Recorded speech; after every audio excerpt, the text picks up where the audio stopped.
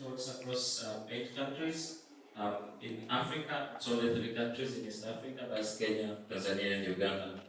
And just one thing that I want to say about the organization is our vision is in terms of we support people with deaf blindness to live, to learn, to earn, and to thrive.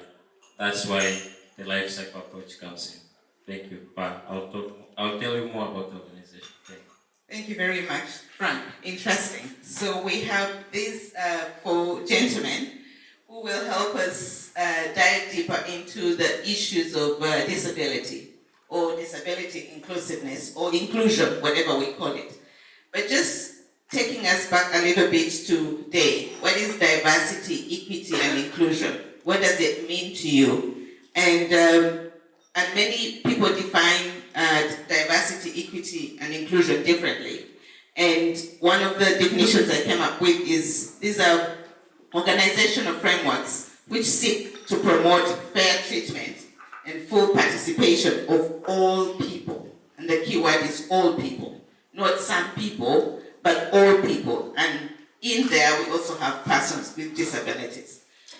And or we can define it as policies and programs that promote the representation and participation of different groups of individuals. It could be according to age, gender, disability, religion, culture, and so many other things. So going back to my panelists, what do you understand by diversity, equity, and inclusion, and how can it be promoted in the workplace? How are you promoting this in your different organization?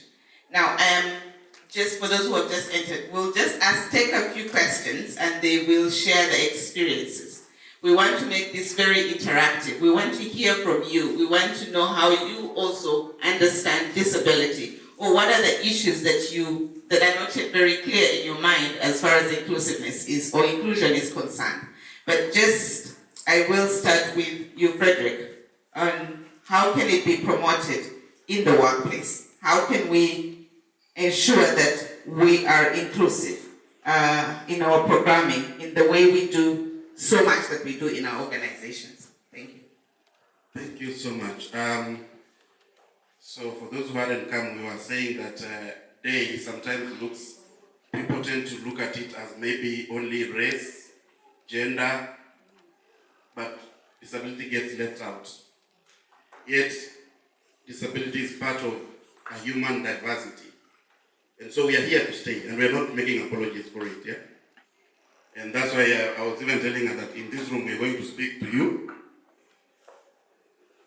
even if we have to go a step like you are coming up to here so that we see that we are a group. To me, inclusion can be taken in many facets. And so I'll speak from perspective of the work we do as AD International. So this is an organization that existed for 35 years and was doing, so we call it INGO, right? This is the language. So that is also a workplace that has around 74 plus people working as staff. And in our own realization, an organization that claims to work for persons with disability is an ally for persons with disability, has existed for 35 years, but within their top leadership, they don't have some representation of persons with disability. Neither even in our country did we put premium on employing persons with disability as staffing. And our board, in terms of if they were to vote, we didn't have enough quorum to change as persons with disability. And so the board started thinking about it like, are we really leaving the rallying call around, there's nothing about us without us, that we know this is a movement, persons with disability claiming their space. So they made a radical shift on rejigging the board so that we have more than 50% representation of persons with disability and people from, quote unquote, we call it, developing world. So because we work in Asia and Africa, so a representative from Asia and Africa within the board, and also of persons with disability. So really that was a deliberate move that we are going to find people, because when you ask say a country director, why are you not employing persons with disabilities? Say we can't see them, we can't find them. But now, since it's a top level confirmation and decision that we have to employ persons with disability, because we've started as a board and we've recruited people who have or identify as having one type of a disability or the other, then it has to cascade downward. And so that became a policy.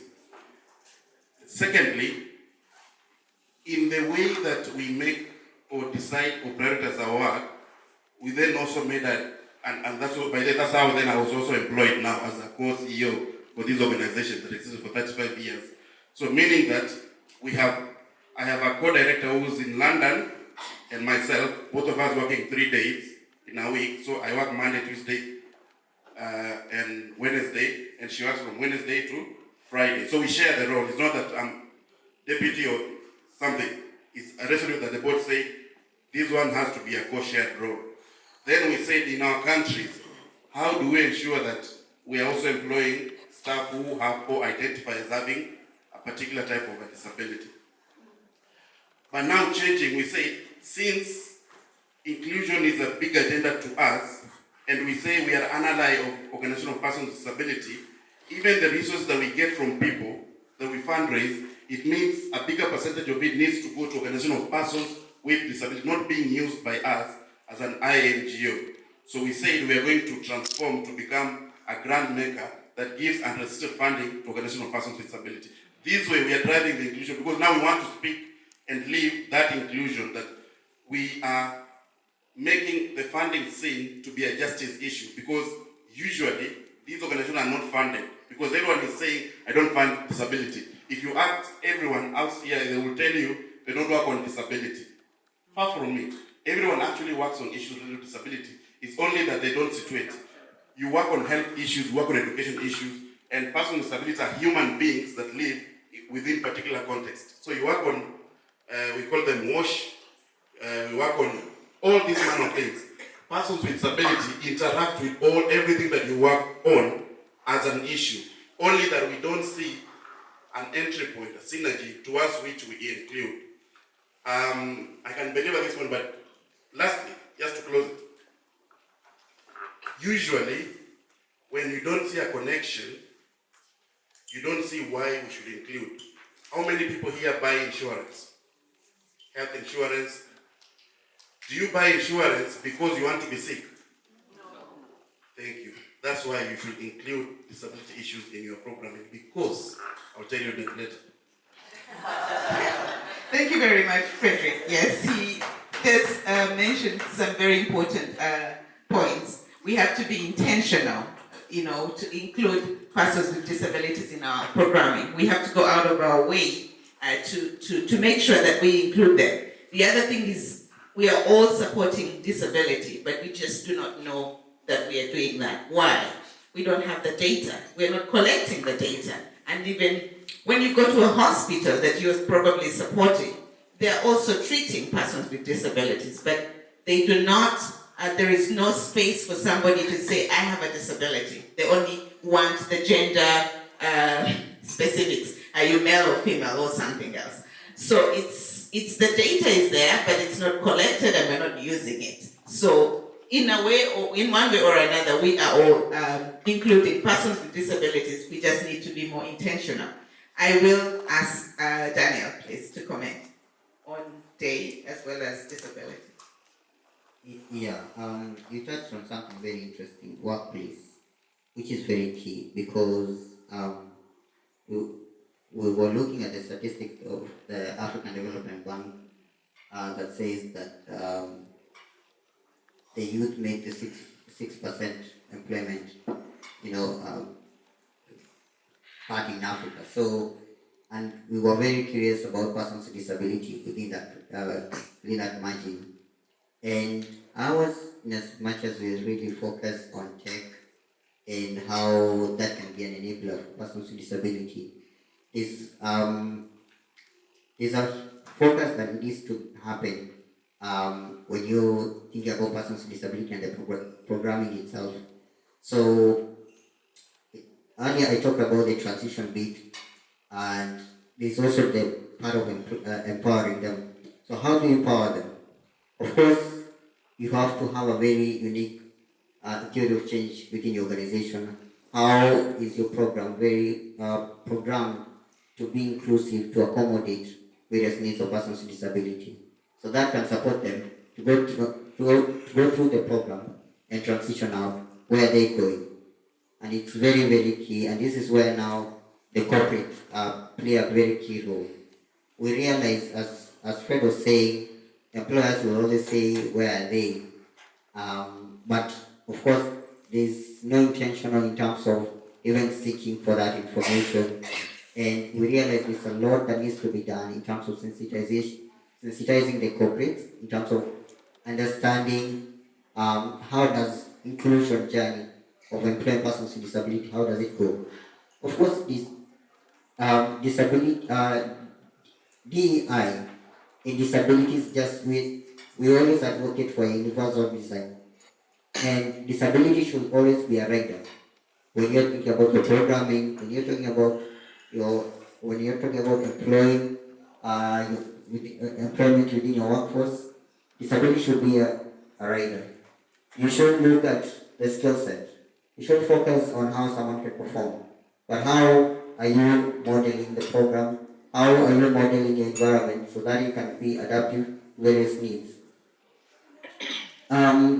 One of the things I always advocate for is this, that in as much as this area can be very rocket science for many, it's always advisable that you look at already the infrastructure that you have.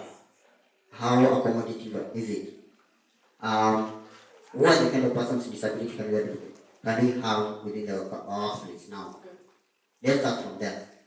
Start with that, working that journey of now looking at, okay, our long-term strategy is we want to reach the 5%, 10% employment of persons with disability. How do you start working on your infrastructure? How do you start working on your policies? How do you start working on your workforce? So that eventually in the next 5 years or 10 years, they're looking back and they say, oh wow, we have actually made 10, 20 persons with disability in the organization. So I think it starts really from there. And when you look, and of course, you can't of course do this alone. And that's the reason why disability organizations are here to help. But also there are many key resources that are available online. Just recently, I roll out a self-assessment tool that employers can use to actually assess their capacity of employing persons with disability. And you look at that, it's just a matter of just filling in a tool and you assess yourself, okay, how accommodative are we? How are we able to take in persons with disability? Is our facility accessible? I think that is very key. And it starts from there. And then you look at, of course, the area of disability. There are 4 key areas, of course, of disability that are crucial. Of course, it's physical disability, the hearing, of course, the cognitive disability, the visual, and the deaf. So you assess out. So how can our organization be able, within these specific areas, who can we attract now? And how can we model and, of course, frame our policies so that we start attracting even other persons with disabilities? Thank you very much, Daniel. As much as we want to make this also very practical, before you all came in, we were joking. This is a disability sort of discussion and session, and we are not reasonably accommodating everyone. You probably are wondering why we're sitting down here and not at the stage. They did not plan and put a ramp just in case somebody is using a wheelchair who would need to then go up to the podium or go up to the stage. So it's the simple, small things that we often take for granted.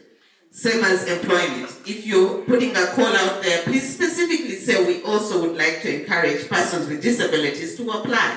But when they do apply, make sure you have prepared for them. If somebody has a visual impairment and they have applied, how are you going to conduct the interview? If they have a hearing impairment, How are you going to conduct the interview? Have you got an assigned language interpreter who's going to make it easy for them? So don't just say we won't employ them because it's going to be expensive or they won't be able to do it. But what are you putting in place to make it easy? Not easy, to make it accessible for them to be able to do whatever we're also able to do. To Muthami, I will say, what does disability inclusiveness mean to you? And how can we proactively include persons with disabilities in our projects, interventions in the communities where we work? How can we practically do that? Well, we're talking about inclusion here. So why? It's because we know and we have seen that these people are being excluded. People with disabilities have been excluded.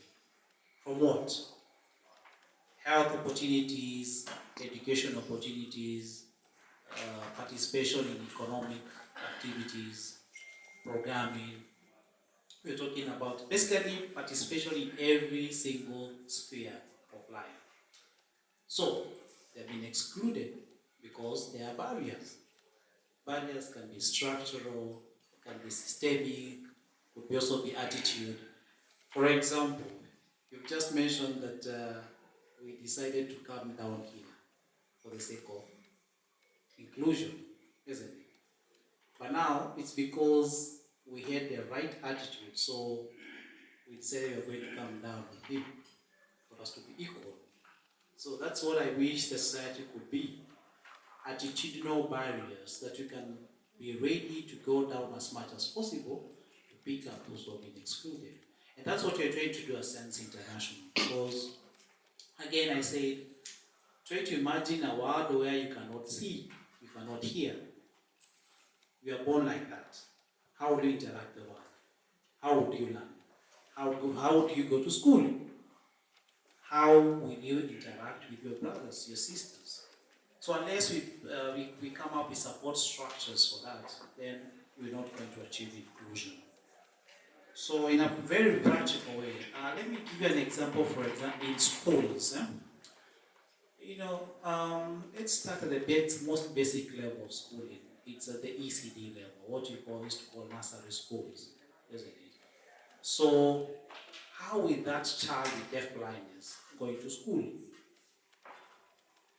I remember there's a project we were doing in schools, and the head teachers actually the ECD teachers were asking us, we are bringing me this child who does not know how to go to the toilet. So how will you want me to do what now? You get it? So then how do you make sure you handle that barrier? So what we did at Sense International, we came up with a project where we call it home-based education. Now we are working with parents, we are working with schools. The schools are going to where that child is at the community level. And they're working with parents, we are working with parents to teach this child to gain what we call school preparedness skills. This child at home can learn how to go to the toilet, activities of daily living. They know how to feed. They know how to identify this is a pen. Go outside there, this is Skumawiki. Skumawiki in English is called what? That one. They can play with others, such that by the time they go to school, they're already prepared in school. In most cases, you'll find that, how many parents are we here? Excellent. How many parents have their kids in school? How long did it take your child to adapt in school? Still adapt. 1 week, isn't it? It was very fast, because they can see, they can hear, they can imitate, isn't it? What others are doing. They can listen to the teacher say. So it was very easy, very easy. Now, for a child with complex abilities, that's very, really hard. Unless somebody walks with them through that journey, it's hard. And that's why at Sense International, we came up with the concept of what we call learning support assistant. So take that child from home to school, but again have a learner support assistant who as the teacher is teaching class, then they're having one-to-one interaction, and basically now they're able to follow what the teacher is saying because there's one-to-one support again.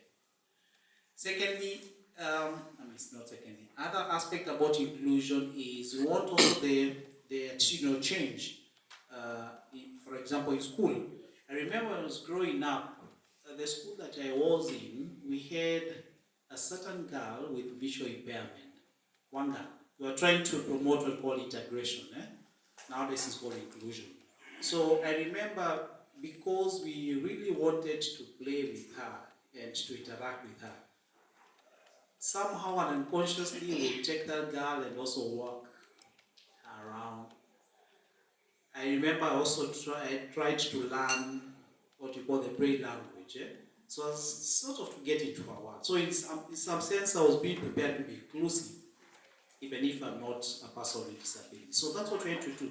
By bringing this child to school, then we are sort of trying to change people's attitude that a child with complex disabilities can also learn along others, so long as we provide the support that they need. Thank you very much, Muthami. You do raise a very important issue as well. Special schools versus the ordinary schools. I know that we are trying to move away from special schools because we want to integrate into the ordinary, system, curriculum, and schools. Why? Because the moment we have special schools, then that's discrimination. We are saying that they can only learn by themselves. But we are trying to say, bring these children with visual impairment and hearing impairment in the schools with the children who do not have a disability. Let them learn together. Then we start thinking, what do we need? How do we make sure we reasonably accommodate them?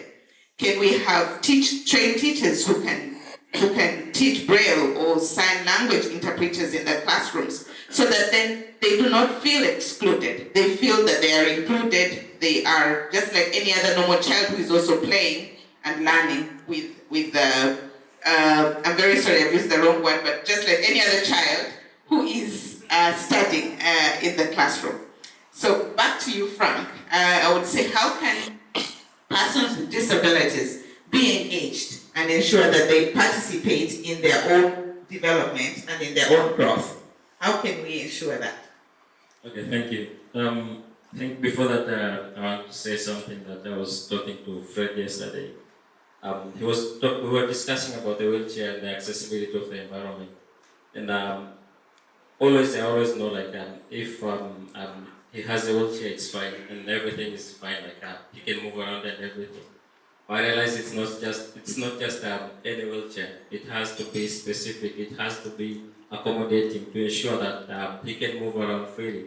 So what I really had to try and help him, to support him to go to his room, and then while I was pushing him, I was thinking, like, if this wheelchair can be made accessible to him by engaging him early on, be knowing that what are the needs, what are the how can you make sure that that wheelchair is accessible and it is also friendly to him, to ensure that he can move from one place to another without requiring the support or anything. And then I thought to myself, maybe I don't know anything, because like usually you feel like you know something. So when it comes to engaging people with disabilities, that's why we always go back to the one saying that nothing about us without us. And I think that's quite key in terms of ensuring that a person with disabilities, one, is being engaged from early on in terms of not just you coming with the solutions, but you going and speaking to them and hearing from them what's the problem, what's the solution, how can you support to ensure that you're providing that solution to the person with disability. I think that's one of the key ways my colleagues have talked a lot about in terms of the projects, but as well as in the office. It's mostly, first thing is, what are they saying? What do they want? How can you support what they are doing? I think that's the key. Thank you. Thank you very much. Thank you very much, Frank. Do we believe that what you can do a person with disability can do. Do we believe that? So what are we doing about it? Please, we're going to make this interactive as much as we can. Okay. My name is David Moniki from Safaricom and M-Pesa Foundations in Kenya, and I wish to commend the panel for bringing out the topic of inclusivity, diversity, and also ensuring that there is equity in what we do. Just a practical example. When we build classrooms, and I'm glad CBN is here because we partner with CBN Kenya in making learning spaces for children in school accessible, and we also partner to do rehabilitation and integration of these children who have been left behind due to their nature. So we try to integrate them back to the community. So sometimes when I go to schools, you realize the classrooms are not accessible because they don't have access ramps.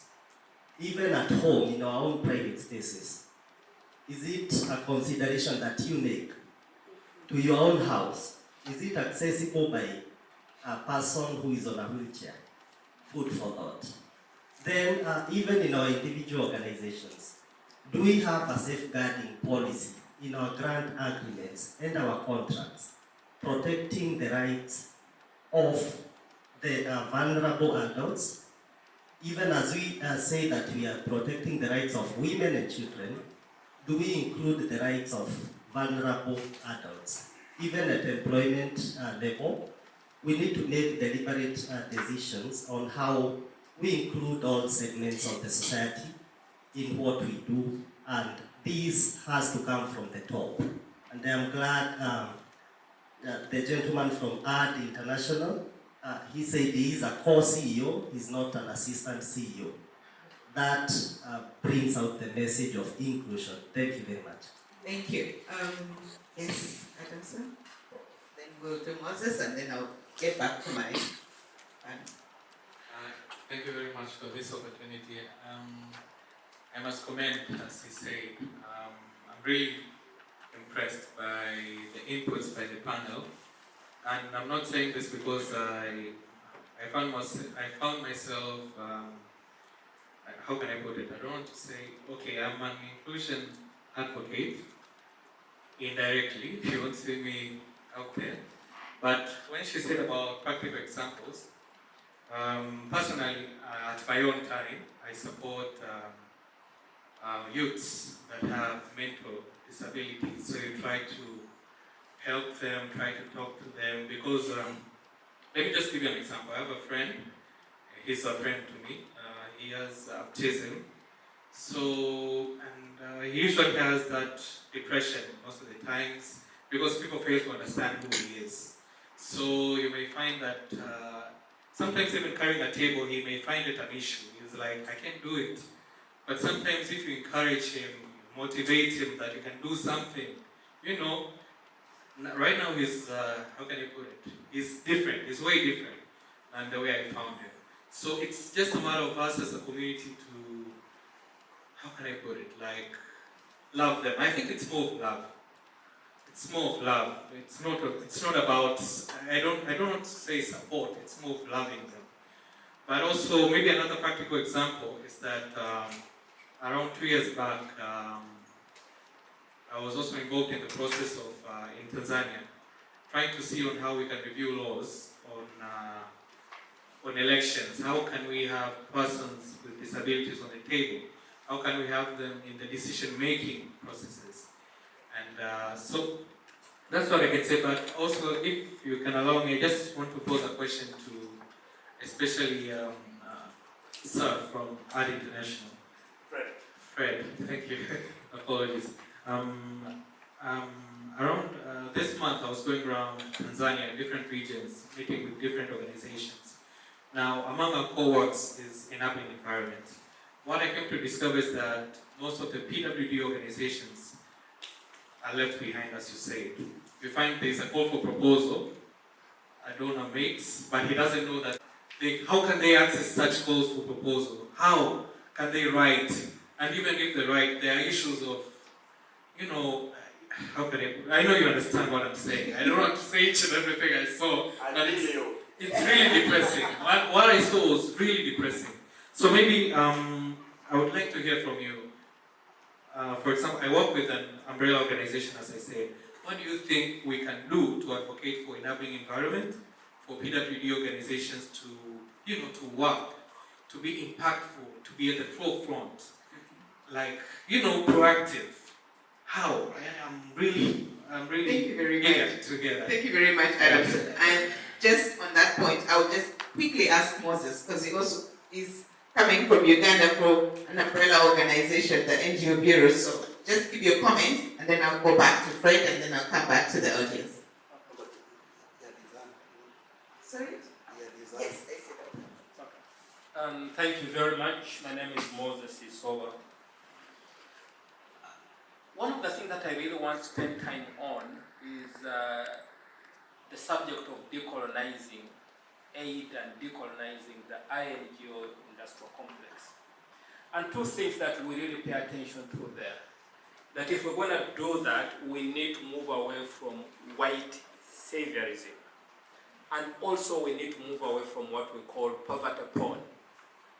Now, a number of times, aid or INGOs have raised resources because they take pictures of children who are with mucus flowing. They find a person who is disabled and, you know, take a picture, and using that emotional appeal, they are raising resources. And we think that we need to move away from that point and be able to take pictures of dignity, be able to look at people who are disabled and not disabled with dignity. And that's what I say, we need to take a conscious and deliberate departure from poverty porn. And that poverty porn, which has really been the cog of the way we see development done, the way we see the aid and INGO industrial complex doing, has actually always, you know, flourished on looking at people who are disabled as a way of, yes, you know, you can. And, you know, if you present like that, of course, everybody will be able to give you resources. And I thought we need to move away from that. But the second point, if you allow me, Jackie, is that we also need to put,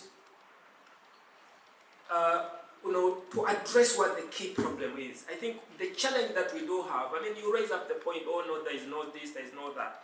But I think we have a challenge where we have misleaders for leaders. We have people, our governments who are grossly incompetent. And this means that we need to talk about the governance equation.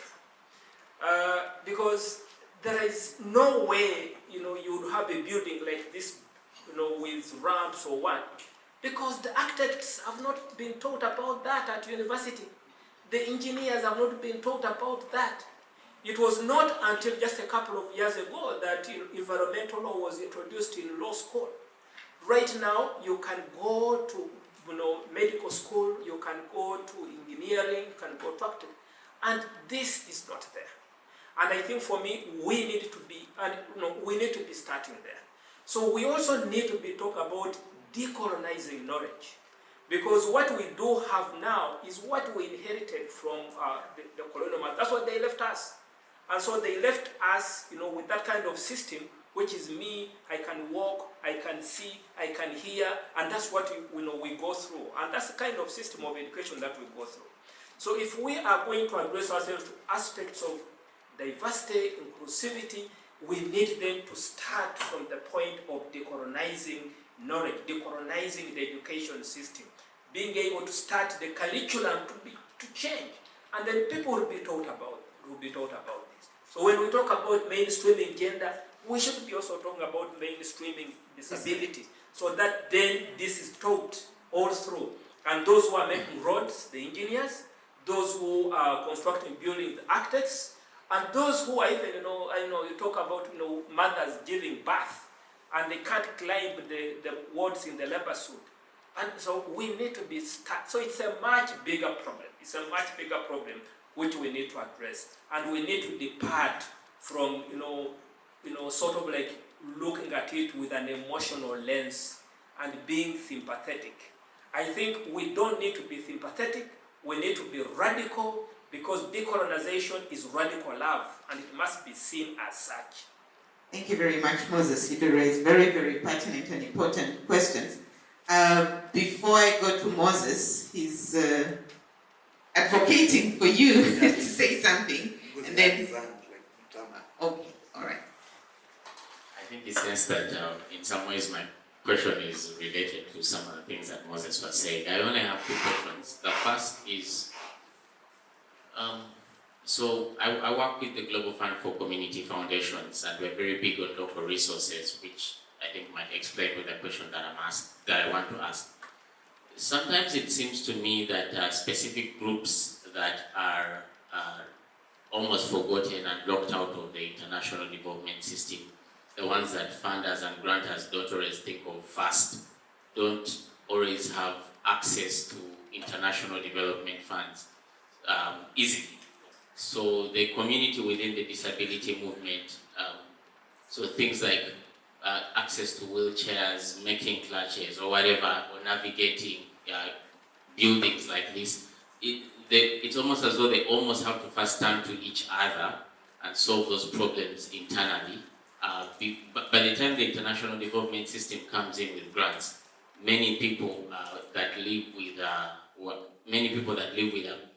I'm trying to construct a sentence. Many people that have a person with disability in their family have already, in part, worked very hard to solve that problem on their own, within their own community. So my question is, I wonder what are your thoughts on the movement's work so far to self-organize outside international development and to mobilize their own resources. Sometimes this doesn't have to be money. It could be in-kind contributions, in-kind advocacy or community advocacy to just solve this problem before the international aid system comes in. That's the first. The second is that in my other life, I'm involved in trying to set up a community museum. And thank you for bringing up the issue of the ramp, because really I hadn't thought about it. Which tells me that there are many things that go unsaid, unspoken, unthought of, mostly because it just never clicked. What are your thoughts on that?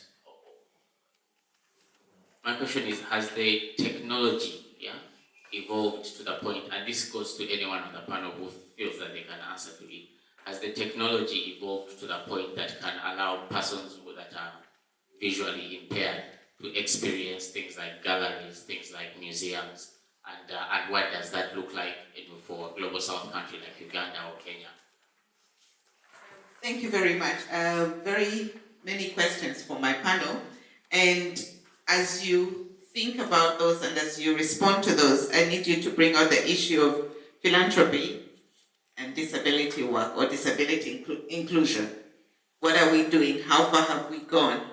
And how are we doing as far as raising funding or fundraising is concerned? Because in many countries, disability is one of the sectors or one of the areas that are poorly funded or underfunded, or they're not prioritized at all because there are many other priorities that the governments consider. So your comments on philanthropy as far as disability is concerned. I'll start with you, Frank, and then we'll go to Fred. Okay, thank you. I think I want to talk first about the question that you posed in terms of the technology. Recently, I attended one of the conferences. I attended remotely, which was Africa Accessibility. I think it was different organization looking at how technology is making sure that there is an issue of accessibility, that anyone who has any type of disability can access anything that they want. If they want to listen to music, if they want to access to museum.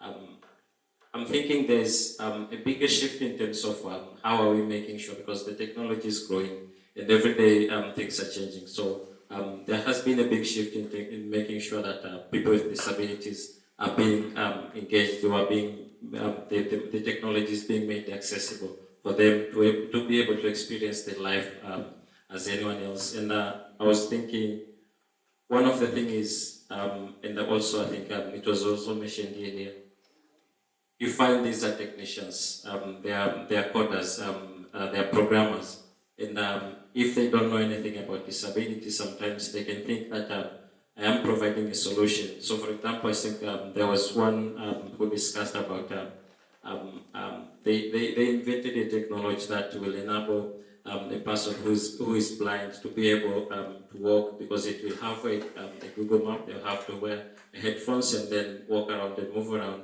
It will tell them like, okay, after 5 minutes, after 5 meters, go left or go right. But then when they went to test it, they realized like it was a total fail. And why? Is because a person who is blind, one of the first thing that the key thing that making sure that then they can be able to move around is their hearing.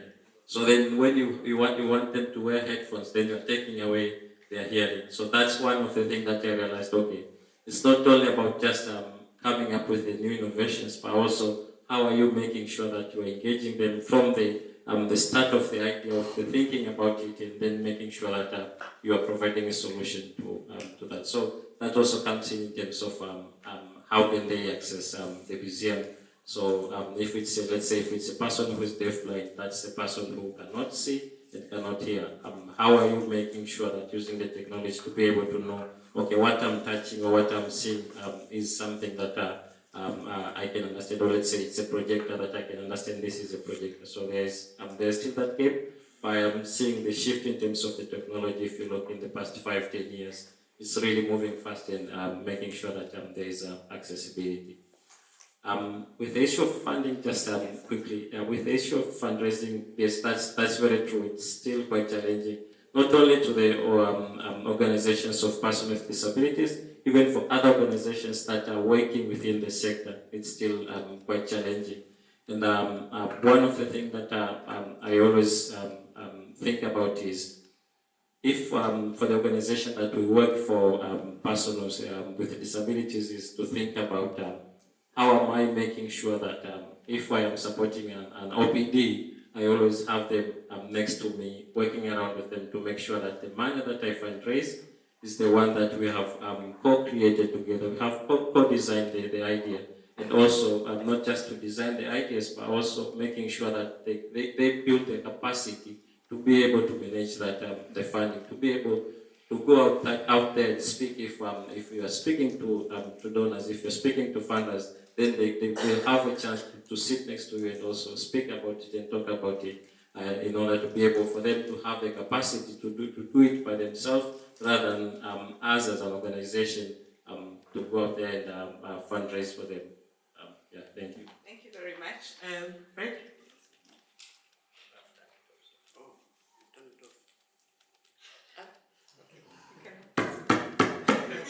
Are we still awake?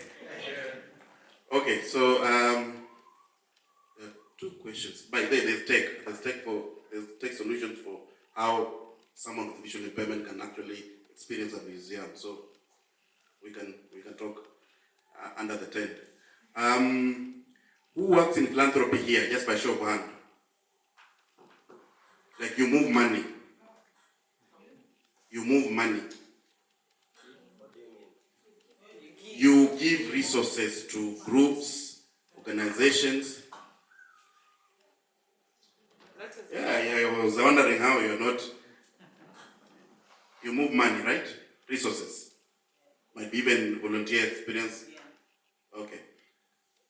In your portfolio, how much can you say you funded disability-related organization? Quick guess. 1%, 0, 1.2? Not yet. 10? 10%? 15%? It depends on the direct or indirect impact with our own organizations, right? Sorry for cutting you. Okay, that's fine.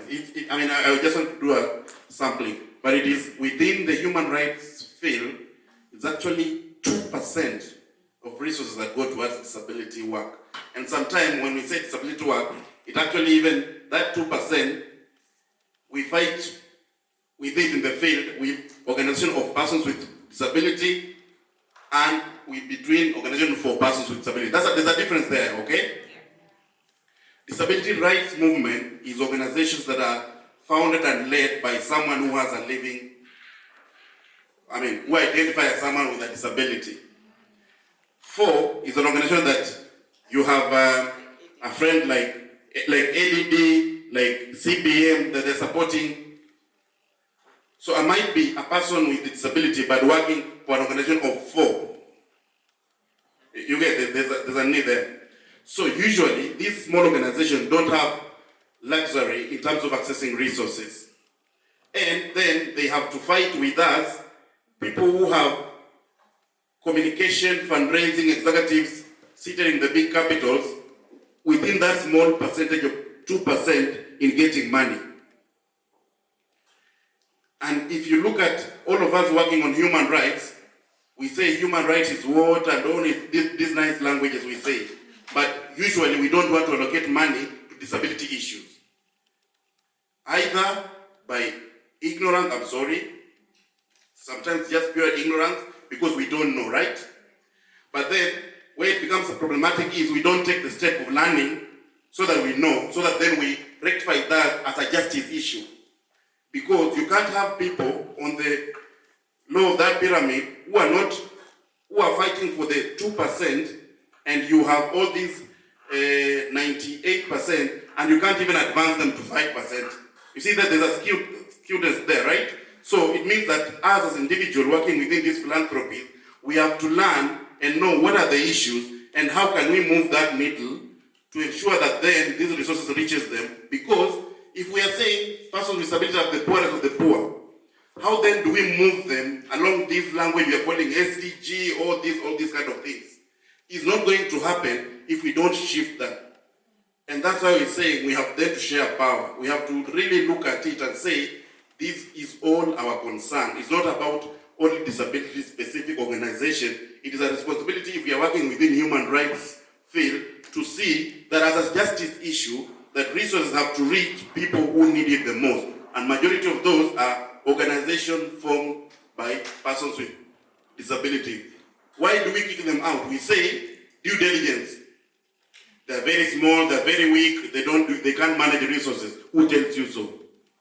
These are organizations that people have passion, they want to work on the issue, they want to improve, to move from one state to another, but people are not just trusting them.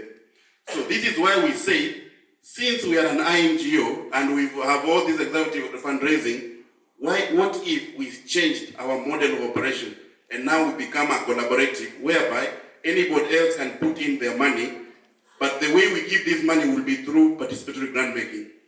That also persons with disability will decide who gets the resources in whichever countries we are working in, so that they know what, they set their own priorities, not us setting. Because we've seen what us setting has brought us, that we don't give nascent organizations, smaller ones, we don't give people we don't know. Because I've worked in an organization where I moved $1 million per year. Because it was disability specific, even though the foundation was big. I worked for OSF just before I joined. But it was intentional that we move these resources to organizational persons with disability. And the reason why I'm talking to the others who are moving resources, because it starts by you changing, making that mind shift. It might be that you don't have the structures needed to do that. And that's why then, if you bring that dollar, I'll show you how an organization that needs it will get it, minus us taking the cut. This is the collaboration we need to talk about. We can't say that I don't know how to do it. You can't say that I'm not schooled in how we do it, how we move resources to this small organization. That's why we are here. And next time we say it, because there's the issue around time, that next time we'll require that we speak in the main desk, because we see we are being siloed all the time. And then people need to hear this, don't hear it. You see where the problem is? It's not your problem. It's how the system is set up. That we are being siloed and say, those are disability. Who tells you women issues are not disability issues? Who tells you youth issues are not disability issues? We have youth with disability, we have women with disability, right? Yes. We have men with disability, like I am. So, when we start fragmenting, that's why then we limit progress. But when we realize that these things need to be addressed holistically, then we need to move with that agenda alongside. And that's why we are counting on you as champions in wherever you're working, so that we put these resources where they are required. Thank you. Thank you very much, Fred. How many people have heard of the national unions in your different countries? National Union of Persons with Disabilities. So I know for the ones in Uganda, we have it's called NUDIPU, National Union for Persons with Disabilities. So what we are trying to do to engage with the other OPDs, because it's an umbrella organization, we ask NUDIPU, or we tell NUDIPU, these are the funds that we have for persons with disabilities. Then they engage the different, associations, if it's for the blind, if it's for the deaf, if it's for children living with albinism or something.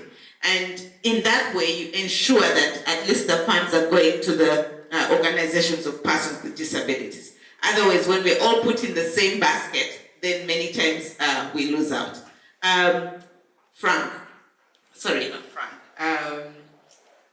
Mukami, sorry. The question about engaging OPDs as well as funding and philanthropy. What are your thoughts? One case that comes to my mind is, for example, in Kenya. A number of us are from Kenya. Sorry, I'm talking about Kenya so much because I come from there. Where is the health money? Where is it? No, I'm talking about government allocation to health. Do you know where it is? Sorry. It's NHIF? No, it's not in NHIF. NHIF is us, we are contributing to NHIF. So that's why they have the money. But now what happens is, health is a devolved function, isn't it? So who has the money? The counties. The counties have the money. So the question is, right now the counties are developing what you call County Integrated Development, CIDP plans for 5 years after the election. So the question is, how have we engaged the counties to make sure that the CIDP, in their plans, their budgets, they basically allocated some funding for disability work. We did it the other day. It was very successful. In this sense, we worked with the two county governments of Garissa and Kwale and told them, we've been working with you for the last 3 years on an early intervention program, screening in your own health facilities. But we told them now, for it becomes sustainable, why not put it in your plans? And we worked with them through the whole process of why now it's there. So if you've got their plans, those two counties, you'll find that we are committed to ensure that we do screening and early intervention for children with complex disabilities. It's already there. So now the next step is when you're doing your budgeting, make sure that you include something there. So resources, sometimes, as Fred is saying, is just to make sure that whoever has the resource know that there's a need. But again, try to change their thinking, their policies to ensure that they are also allocating funds for disability. So in that way, then I think if all we could do that, all of us here in this room, if we could try to influence decisions of donors, decisions of county governments, regional, I think in Tanzania they're called regional governments. If you try to influence that and say, why not set something aside for persons with disabilities? I think we should be making progress. Even if it's just a bit, from 2% to 3%, if all of us are involved in this, then it should be good. Thank you very much. I know we are running out of time. I will give an opportunity to the audience, maybe 5 questions, and then we can answer those and then we can conclude. That's one. Any other question? Okay. So then that will be. There's another one behind. Thank you so much for the contributions, and as you were speaking, because I came previously with the gender movement, and I was also asking myself the question of how is it that, we managed to push so far for the gender movement that now, even when we came in, the first thing we said was, where are the women on the panel, right? And what is it that not we can learn from that, but we can take from that as well as in championing the inclusive movement. But, sorry, my voice is almost dying on me, but I have to speak. Working in systems change and philanthropy, we really hold other people accountable, right? The donors, the INGOs, the government, but we don't hold ourselves accountable in terms of disability and inclusion. And just as you were speaking now, I think we are all experiencing a selective inclusion, right? And working in the philanthropic space, we cannot be what we are advocating for. And I think it's time that we have very honest and serious conversations around disability, right? Taking into mind that historically, right, our understanding of disability has been extremely negative, right? But,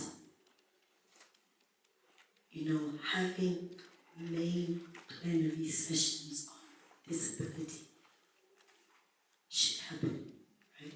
And just even us speaking and understanding here ourselves, looking at what is it that we're trying to achieve in philanthropy.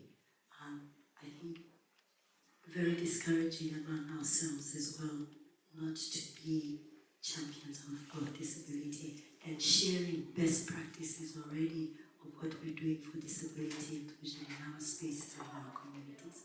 So maybe the next time we have this conversation, we'll have more successes to share, but we need to hold each other accountable in this space. And we need to honestly have conversations around, not being inclusive to ourselves and to others. Thank you very much. Thank you. Very, very important and pertinent issues that you have shared. The last.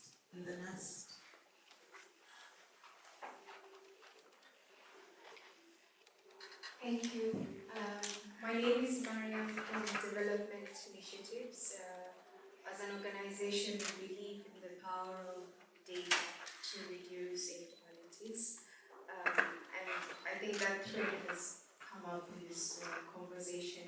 And mine was not a question, but more of an emphasis and a contribution to the conversation, because Frederick mentioned that figure 2%. So I think it's powerful when we bring in data into the conversation.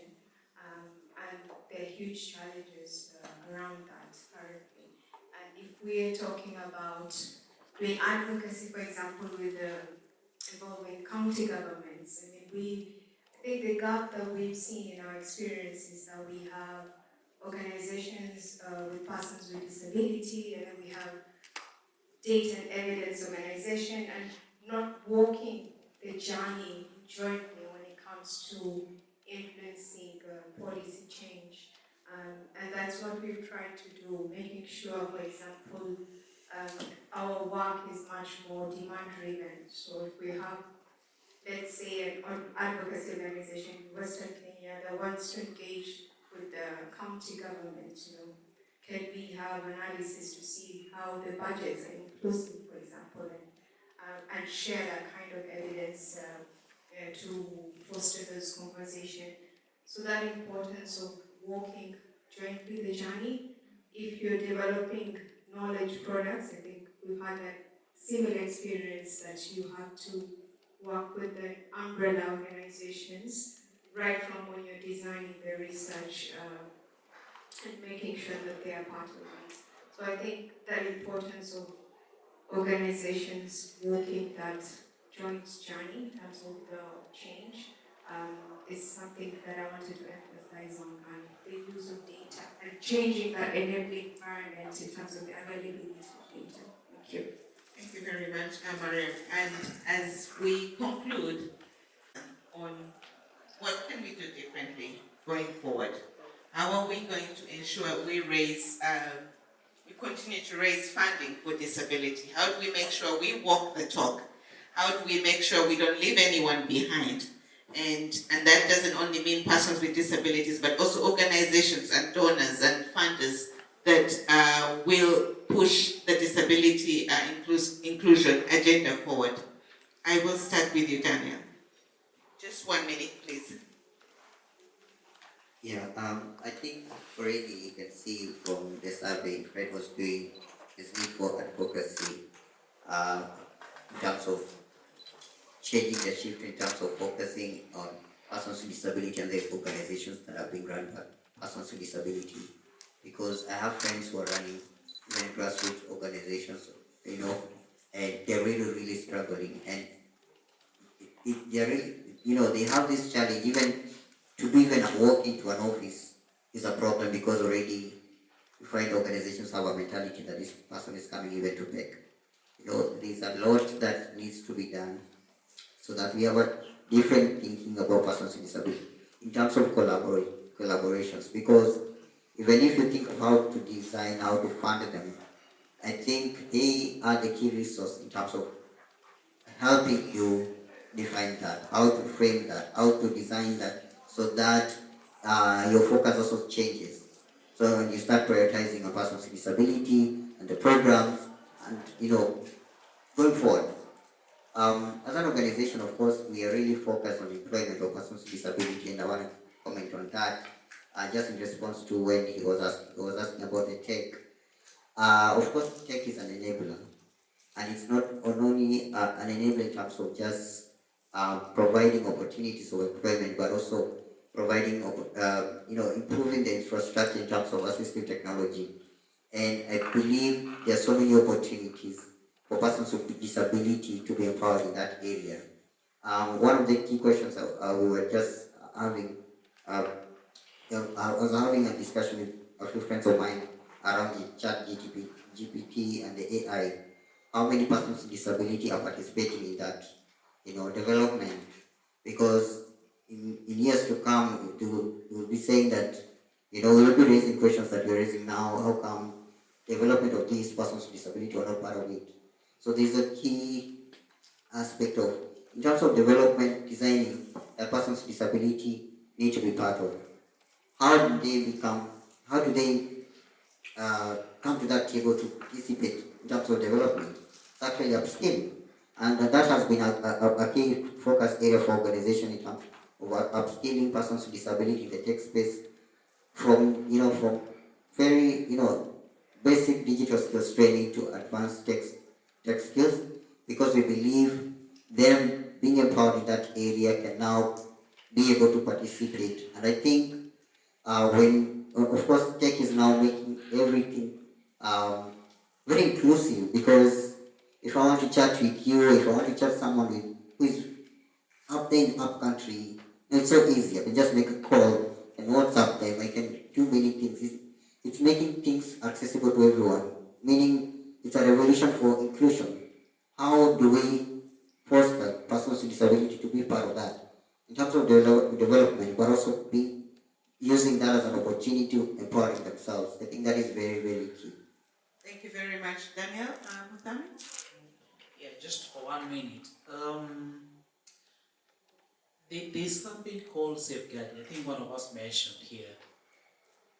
I think most of us have been involved with that, isn't it? Safeguarding. One thing I like about safeguarding is it's more internal. It's more like looking at organizations and seeing how safe are we, isn't it? So we come up with policies, we come up with practices, we come up with all that, so as we not cause harm to others. We also safe, right? So it's the same thing with disability. Is that the moment we start looking inwardly in terms of our organization, what are we doing when it comes to persons with disability internally? I was speaking to one young girl here from an organization that offers training to youth, and I was asking her, so what are you doing to people with disabilities? And, well, if you come such a case, then we handle it at that point. So it's not deliberate. So the moment you start being deliberate internally, I like what Safaricom Foundation you're discussing your boss the other day, that can we come together and co-create a project together, the Safaricom Foundation? That's a very, very deliberate. So it's what deliberate actions are we taking as organizations to include persons with disabilities, to design projects for and with persons with disabilities. I think that's my starting point. Thank you very much. Fred, 1 minute. 1 minute. They say when you have the mic, you can choose what is the 1 minute. Anyway, so it's the power of the now. All of us are friends. We are family. We date, we marry, and everything, right? So this thing is our issue, right? Disability inclusion is our issue. You can't say in your family you don't have someone who unless you're living in mass, right? Right? Or because you buy insurance, all of us travel, right? These planes fall, These cars fall, It's an insurance. Working on disability, it's an insurance. And this is not a threat, by the way. These things have happened. Even in old age, people get disability, right? And now you have an opportunity, you can allocate resources to disability issues, but you are saying, oh no, that one is not my issue.